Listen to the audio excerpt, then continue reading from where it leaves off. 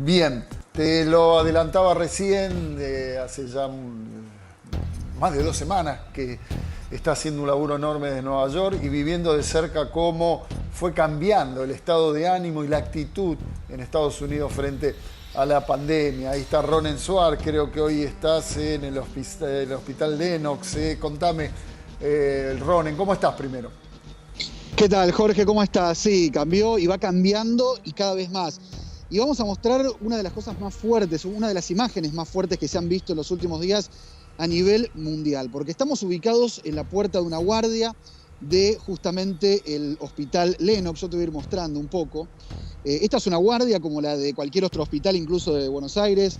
Vemos ambulancias, pero esta es la imagen que recorrió el mundo. ¿Con qué tiene que ver, Jorge? Con esto que llamamos morgues móviles. Son camiones, esta primera parte es una carpa. En esta carpa, según lo que me contaban los especialistas, se realizan las autopsias porque no hay espacio, o esperan en realidad no tener espacio lamentablemente en alguna de las morgues. Por ese motivo han armado esto, obviamente muy improvisado, pero con la eficiencia de poder sostener lo que pueda llegar a pasar en los próximos días, que se espera un pico muy impactante. Esta es una de las carpas en las cuales se acercan las ambulancias, se realizan las autopsias, y estos son los famosos camiones de frigoríficos que, bueno, vemos que tienen algunas marcas, por supuesto, que fueron tapadas porque fueron rentados, alquilados por el gobierno de la ciudad de Nueva York. Y en estos camiones es donde de alguna manera va a ir siendo trasladado la cantidad de personas que puedan llegar a lamentablemente morir por la enfermedad del COVID-19. Esto está en plena calle. Nosotros estamos viendo una de las zonas que es muy famosa porque tiene un mercado que se llama Chelsea Market. Bueno, esto es a muy pocas cuadras de ese lugar. Y esto es la puerta de un hospital que habitualmente, y por supuesto que esto no existe, no hay.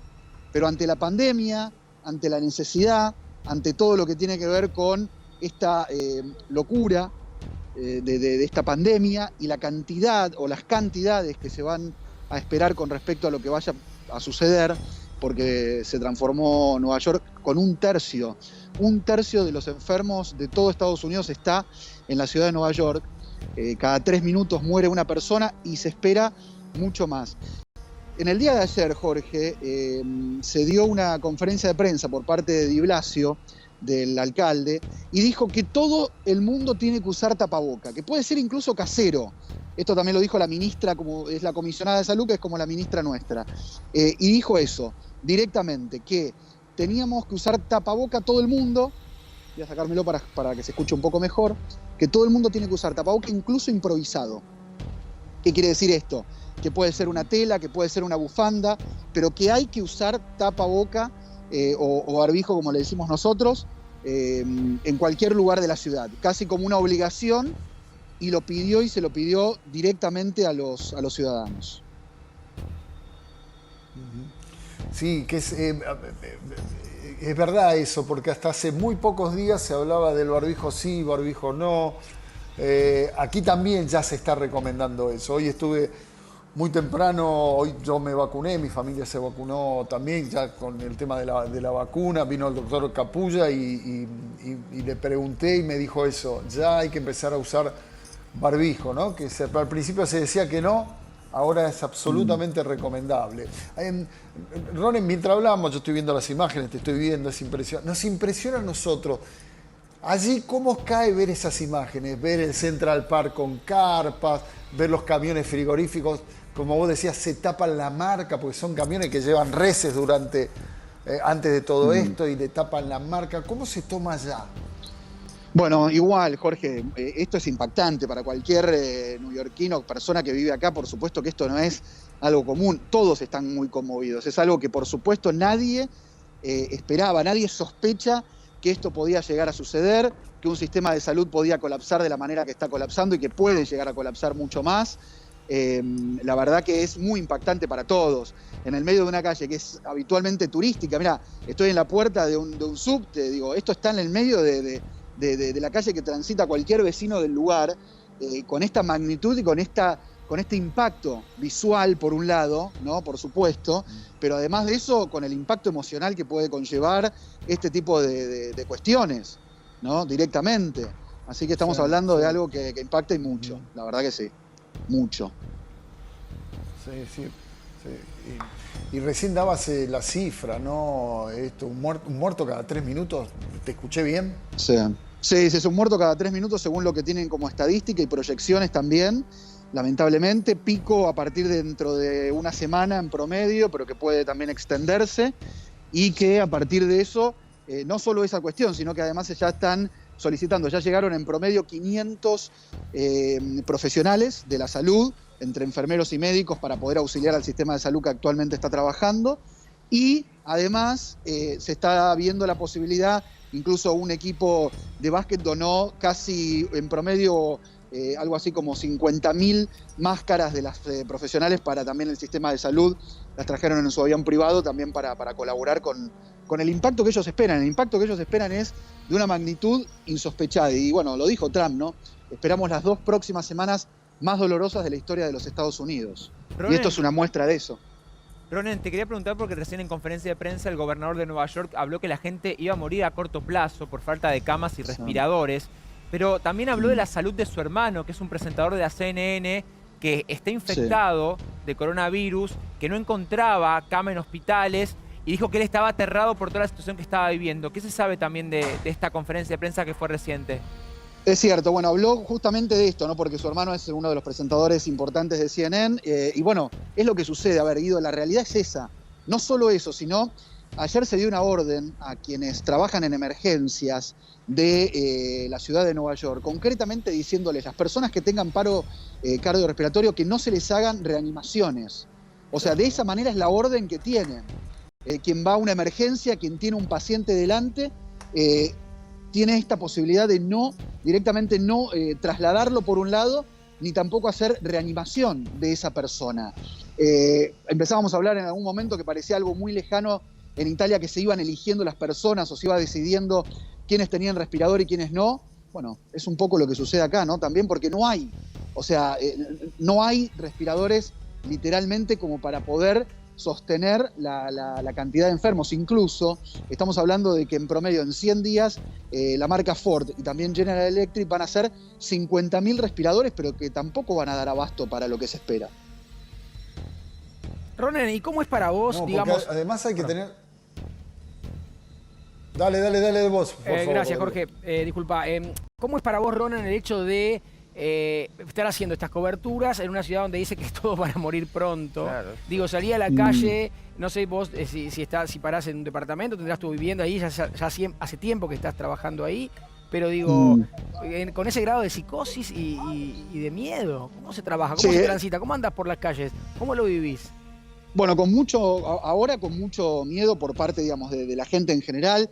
En mi caso, bueno, uno tiene que salir a trabajar, pero tengo los recaudos adecuados con el tapaboca, también la utilización, por supuesto, de para limpiarme las manos con alcohol en gel, no tocarme la cara en ningún momento. El otro día la doctora Lestele me dio como algunas sugerencias también con unas antiparras, pero hay cosas que no conseguís. Entonces, a lo que voy, Rodri, es que sí, ya con un poco más de temor del principio, que uno pensaba, bueno, no...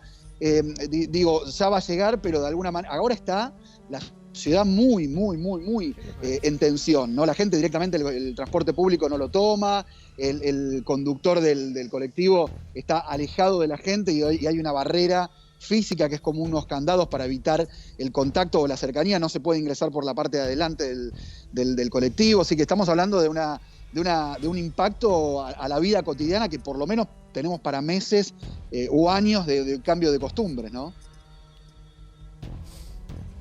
Sí, recién Rodrigo te preguntaba, y está bien la pregunta, porque vos estás haciendo crónica y estás hablando de los demás, de lo que estás viendo, y vos sos parte de esa escenografía enorme que es Nueva York y el miedo que hay ahí. Y además vos estás ahí lejos de tu familia, digo, además de todo eso, estás lejos de tu familia. No es fácil esto, lo estás contando en primera persona, pero sos parte del miedo también. Sí, Jorge, la verdad que sí, se tiene miedo. Y obviamente que mi familia, escuchando todas las informaciones, que como que también les agarra mucho temor de lo que me pasa a mí acá. Yo tomo los recaudos que uno puede tener, pero también, viste, los recaudos que uno toma, tampoco sabés, digo, es tanta la cantidad y tan exigente. El tema del seguro de salud, que acá es un gran problema, también, digo, es esto, ¿no? Es un poco, es conmocionante el relatar la información, el ver esto, es muy fuerte. Pero yo también veía a los abuelos en la puerta de un banco en Buenos Aires y te conmueve, ¿no? Es como, digo, esas dos cosas, todo es conmocionante, porque también acaba a pasar que la gente va a estar tirada literalmente en los pasillos de los hospitales porque no va a haber lugar para atenderlos. O sea, el mundo nos unifica, más allá de tener recursos, más plata, menos plata, o lo que sea. Esto es lo impactante de esta situación que hoy se está viviendo. Me parece que todos estamos viviendo una situación muy, muy, muy preocupante, que pensábamos que por ahí no podía llegar a los países que por ahí tienen más dinero, más recursos, y no, todo lo contrario. Y acá mismo llega el que menos tiene, a los barrios de Bronx, a Brooklyn, a Queens, a Manhattan, en cualquier lado. Es duro, la verdad que es muy duro ver directamente lo que sucede con respecto a los pacientes. Ahí vemos una guardia, por ejemplo, de una persona que está siendo trasladada, está siendo bajada de la guardia sin mostrar su identidad, pero vamos a ver si puedo mostrarlos. Ahí está entrando al hospital de la ambulancia con toda la protección que tienen. Es difícil, sí, la verdad que es difícil. Yo lo iba pensando cuando me iba a encontrar con ustedes, ¿no? De cómo esto, de verlo en imágenes, en fotografías, pero ver lo que esperan, ver videos, porque se han publicado y se han hecho virales muchos videos de esta ciudad, mucho personal de salud que la verdad que está muy, demasiado saturado, ¿no? Son turnos de entre 12 a 15 horas todos los días. Y emociona mucho también el trabajo que ellos hacen, ¿no? Ronen, estamos hablando mucho de las cifras de Nueva York. Según las últimas, todo Estados Unidos tiene 257.000 contagiados. El resto del país, ¿qué se escucha ahí? ¿Qué se dice? Porque se sabe que Nueva York es como el lugar más complicado, pero del resto del país no hay datos, no se hacen los test. ¿Cuál es la información que llega? Mira, lo que se habla, Adrián, es de la Florida, que llegó este crucero que todo el mundo vio después de haber tenido enfermos, muertos. Bueno, eso por un lado, de la Florida, que sigue siendo un lugar preocupante por la cantidad, las dimensiones. Por otro lado, yo ayer veía un gobernador de una ciudad que había hecho un acto público, porque no tienen casos, porque tienen muchos menos casos, y hacía un acto público. Contaba lo de Luisiana, que es una ciudad que también está muy afectada y que puede ser otro de los epicentros dentro de muy poco tiempo. Más allá de las cantidades, por ahí tiene más que ver con el porcentaje de la población que va a estar infectada. Eso, por lo menos hoy son como los estados con más información. Texas, que hasta hace poco tiempo estaba en actividad casi plena, no te digo con todo, pero Texas, la verdad que no tomó las medidas y fue uno de los estados que más tardó. Y otra de las cosas también muy impactantes es esto, ¿no?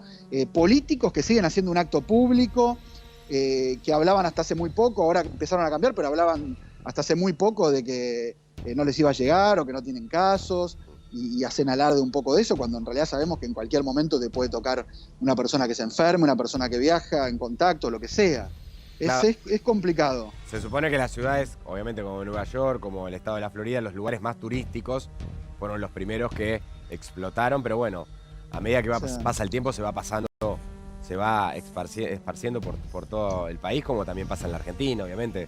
Buenos Aires, el Gran Buenos Aires es el lugar con más casos, pero obviamente otras provincias también lo están. Washington también, ¿eh? Claro, Washington también. Washington también es una ciudad muy, digamos, uno de los lugares emblemáticos. Incluso comenzó con más cantidad de casos que Nueva York, y después fue como, lamentablemente, Nueva York fue como que superando en mucho el número, fue superando todo lo que tenía que ver con cantidad de enfermos y de muertos por el coronavirus en cantidad de personas y de ciudades, ¿no? Comparado con ciudades. Recién Ronen daba una información que parece durísima, esto de que, bueno, hay que hacer casi una selección natural, ¿no? El que ya está grave, bueno, que pase el que sigue. Quiero decir que estaba viendo algunos informes, aquel que entra grave, que va a una terapia intensiva, que va a un respirador, ocupa esa cama durante entre 25 y 30 días. Esto significa que durante 25 o 30 días ese respirador tiene un paciente y alrededor tiene enfermera, tiene médica, tiene un grupo de por lo menos 6 personas, que obviamente van rotando y van yendo a lo distinto, pero para tener en cuenta también no es que te ponen el respirador y en 2 días salí y entra otro. Entre 25 y 30 días están. Por eso también están tomando estas decisiones tan drásticas que cuando pasaba en Italia nos llamaba la atención. Pero Ronen acaba de decir que ya está sucediendo ahí también. Sí, directamente, Jorge. Es tal cual la información que vos decís, porque esa es la preocupación. La cantidad de días que se necesita el respirador para los pacientes. Entonces vos tenés una cantidad de pacientes que va a sobresaturar el sistema, sumado a que no tenés el recurso y sumado a que, por supuesto, necesitan mucho más tiempo de lo que habitualmente cualquier otro paciente lo necesita. Así que es un combo explosivo para justamente lo que tiene que ver con el sistema de salud de cualquier parte del mundo y en este caso, bueno, puntualmente de Nueva York, que es donde estamos, pero pasa y sucede lo mismo. Sí. Sí, quiero decir que los enfermos son iguales en cualquier lugar del mundo. Digo, no hay nacionalidad. El que se enferma exactamente igual, necesita el mismo tiempo y necesita el mismo cuidado. Esté enfermo en Nueva York, esté enfermo en La Ferrer o esté enfermo en Singapur. Es lo mismo, se necesita eso. Por eso digo, uno tal vez tiene la imagen del respirador, lo ponen, lo saca, o sea, se recupera y lo ponen en otra cama y que pase el que sigue. No, necesita todo ese tiempo para tratar de recuperarse. Durante 25 o 30 días esa unidad está ocupada y no hay tantas unidades. Por eso esta pelea por los respiradores, ayer lo contaba, había un gran cargamento de respiradores que iban a Brasil, apareció Estados Unidos, ley del capitalismo, puso más plata y los barcos hicieron así, giraron y se fueron para Estados Unidos. Me contaba, mira, una argentina que vive en San Diego, que a su marido, a la empresa con la cual trabaja, le habían comprado para que entreguen en octubre respiradores con una nueva tecnología, era algo como de rutina, y por supuesto que ahora los están apurando, no solo apurando, sino solicitándole que todo ese pedido de octubre sea ya entregado ahora, directamente. Estamos hablando de que invirtieron más o menos 25 millones de dólares. O sea, estamos hablando de un volumen de dinero importante, y no está, y en cantidad, por supuesto, que no es que te va a solucionar la pandemia, ni mucho menos, incluso ni una soledad. Es como para complementar lo que se venía dando. Ronen, pero en este caso lo compró el gobierno. Sí, Ronen, Guido, te estaba mirando y te estaba escuchando atentamente con respecto a la cantidad de gente que hay en la calle, que lo graficabas al comienzo de la comunicación. Mirá, se mueve gente, a ver, más allá del hospital, que ahí veíamos una persona que estaba entrando, ¿cómo están las calles ahora? Más allá de los subtes que recién contabas también que no había movimiento, pero ¿cuánta gente se ve en las calles? ¿Qué se percibe? Sí. Mirá, Guido, es buena la consulta, porque en realidad se ve, por supuesto que no en magnitud, porque no hay turistas, porque es otra ciudad totalmente distinta a la que conocemos, pero la gente, ves en este caso puntual, bueno, están en un parque, sentados, están distanciados, porque se ve que están a la distancia más o menos promedio, uno de ellos con su tapaboca, allá también un adulto mayor que está sentado, tomando un poco de aire, igual acá está lloviendo, así que la verdad que también hace bastante frío. Volvió el frío, algo que se había ido, o que parecía que llegaba la primavera, esto no pasó. Así que en cantidad de gente, por supuesto, mucha menos, pero se ve. Y vos vas, por ejemplo, a un supermercado y como pasa en Buenos Aires, están algunos que son baratos o que la gente los recurre por los precios, están bastante llenos, con la distancia prudencial y no te dejan ingresar a mayor cantidad de personas que puedan tratar de, digamos, o que tengan un contacto muy directo y por ese motivo se limitan a dejarlas afuera, en la calle, ¿no? Sí, Ronen, te vamos a dejar descansar, como siempre, gran laburo desde ahí, trayéndonos toda la información, las imágenes, viendo lugares que uno conoce y que los vio en otras circunstancias y que hoy cuesta reconocerlos. Como siempre te digo, Ronen, cuídate mucho, te mando un abrazo grande. Gracias, Jorge, gracias a todos y saludos, y seguimos acá obviamente informando y contándoles todo lo que va pasando y lo que va sucediendo desde la ciudad de Nueva York. Bien, perfecto. Y nosotros seguimos de cerca, obviamente, volvemos a Buenos Aires, nos vamos al mall, está Mario Undina.